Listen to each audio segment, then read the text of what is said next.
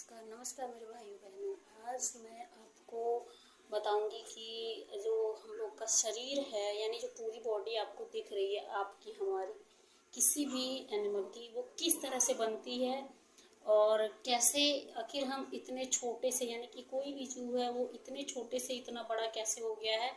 आज हम उसके बारे में जानेंगे कि उस चीज़ को हम क्या कहते हैं। तो आप जानेंगे कि जो हमारा ये शरीर है, कभी हम बहुत छोटे से रहेंगे, बहुत छोटे से, यानी जिसका नाम आप जानते हैं कोशिका।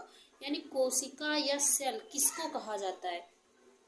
तो कोशिका जो है वो जीवन की सबसे छोटी इकाई होती है। सबसे छोटी इकाई का मतलब, जैसे आप देखेंगे कि एक बड़ा सा मकान होता है, तो वो बड़ा मकान अचानक से बड़ा मकान नहीं बनता है। उसको बनाने के लिए छोटी छोटी ईंटों को जोड़ करके तब जा करके एक बड़ा मकान बनता है। ऐसे ही क्या होता है, जब हमारे शरीर का निर्माण होता है तो वो छोटा सा कौन सा भाग है जिसके द्वारा हमारे इस बड़े शरीर का निर्माण हुआ है, तो उसको कहा जाता है कोशिका। यानी जब बहुत सारी कोशिकाएं मिलती हैं तब क्या बनता है, हमारा ऊतक बनता है। और जब बहुत सारे ऊतक बनते हैं तो उस ऊतक से क्या बनता है, शरीर बनता है। और फिर उस शरीर में कई ऊतक अलग अलग अपना काम करते हैं, जिससे क्या बनता है, शरीर का अंग बनता है, यानी बॉडी ऑर्गन्स बनते हैं।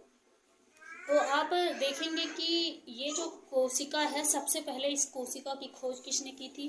तो आपको बता दें कि सबसे पहले कोशिका की खोज आपके रॉबर्ट हुक ने की थी। और रॉबर्ट हुक ने तो जीवित कोशिका की खोज की थी, लेकिन जो सबसे पहले क्या था कि जो मृत कोशिका थी उसकी खोज ल्यूवेनहॉक ने किया था। ठीक है, आज यहीं तक रहेंगे। फिर आगे हम जानेंगे कि कोशिका कितने प्रकार की होती हैं, हम लोग कौन सी कोशिका के अंतर्गत आते हैं, और जो छोटे छोटे बैक्टीरिया जीवाणु हैं वो कौन सी कोशिका में आते हैं। तो इसके यहाँ तक।